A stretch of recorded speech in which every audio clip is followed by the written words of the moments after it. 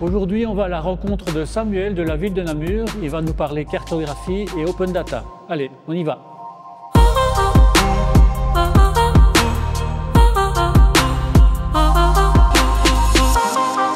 Bonjour Samuel. Oh Olivier, bonjour.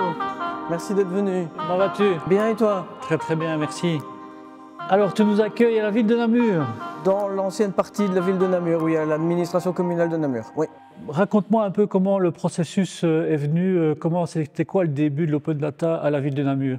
Bien, la ville de Namur a la chance d'avoir un service cartographique depuis plus de 30 ans maintenant. Et la cartographie, c'est déjà une matière transversale où on rassemble des données de tous les métiers pour mieux les communiquer. Eh bien, la géomatique, après, c'est plus développé sur l'informatique. Forcément, maintenant, c'est de la géographie informatique. Et on ouvre toutes ces données vers l'open data et vers la cartographie, toutes les données qu'on a pu accumuler pendant donc, ces 30 dernières années sur tous les services de la ville.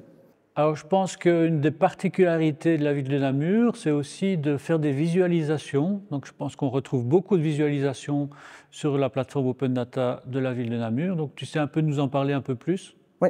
Donc, l'open data de base, c'est un tableau de chiffres et de textes. C'est parfois pas facile à comprendre ce qu'elle a derrière. Il faut connaître la matière pour pouvoir l'utiliser. Donc, une des manières d'accrocher l'utilisateur, c'est de faire une visualisation avec des graphiques, du texte, des explications, des photos, des cartes, pour expliquer ce qu'il y a derrière. S'il voit que ça l'intéresse et qu'il voudrait aller plus loin, eh bien, vous avez un bouton télécharger qui permet de télécharger toutes les données qu'il vient de visualiser avec cette page de visualisation. Alors, un des derniers projets que vous avez réalisé, c'est un recensement des arbres. Oui. Je pense qu'il y a eu beaucoup d'arbres qui ont été recensés. Et quelle est leur application en termes de jeu de données? Donc ça, c'est aussi un beau projet qu'on a démarré, on va dire, il y a 2 ou 3 ans. Donc on a recensé 12 400 arbres sur le domaine public. À ça devraient s'ajouter aussi tous les arbres qui sont en domaine privé ou dans les forêts. Ceux-là, ils n'ont pas été recensés à l'unité. Chacun des arbres a été pris en photo et on a une fiche avec une 50aine d'attributs qui permettent de caractériser l'arbre, que ce soit l'espèce, la taille, le diamètre à différentes hauteurs, s'il y a un piétinement au sol, s'il y a des champignons, etc. Ces données, on les prend tous les jours et on va les envoyer sur la cartographie et sur l'open data. Comme ça, l'open data est à jour. On a des données vraiment recensées et mises à jour tous les jours. Ainsi, on a des statistiques, une cartographie et un visuel complet sur tout le travail qui est réalisé par la ville de Namur. Donc c'est vraiment un outil de transparence et de communication vers les citoyens pour montrer le travail énorme qui est réalisé pour essayer de rendre Namur un peu plus verte. À côté de ça, il y a aussi des services, par exemple le service Air Climat Énergie, qui utilisent ces données-là pour faire des calculs sur la quantité de verre qu'il y a sur Namur, sur le réchauffement, les îlots de chaleur, etc. Ça sert de travail et de base de données à beaucoup de services.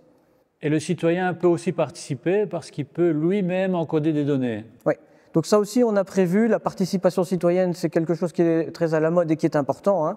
Et donc les citoyens peuvent cartographier sur cet outil les arbres de leur jardin pour alimenter justement la partie que nous n'avons pas faite. On a les arbres en domaine public, mais on n'a pas en domaine privé. Et bien là, c'est très intéressant aussi de pouvoir suivre cela. Et donc on propose à travers un formulaire sur leur GSM d'aller sur le terrain, faire une photo, donner l'espèce et éventuellement d'autres informations. Et ça se retrouve sur l'open data après une validation. Beaucoup de littérature nous prévoit que la 3D va être le futur, notamment en cartographie, en open data. Est-ce que c'est aussi le cas pour la ville de Namur? Toutes les données que nous possédons aujourd'hui, pas mal de données sont sympas.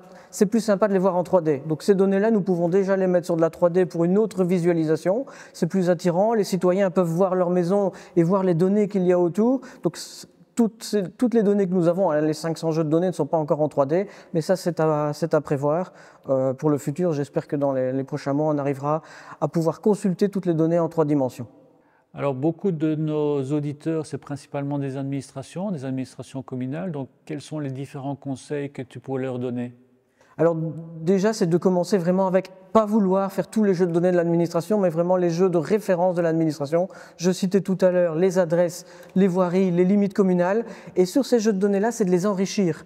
Donc c'est pas tout d'avoir les limites communales. Ce qui est intéressant, c'est pour chaque localité, c'est d'y donner la population qu'il y a dedans, le nombre de ménages, le nombre de voiries, le nombre de bâtiments. Eh bien, ces données-là vont aussi être utilisées par d'autres services.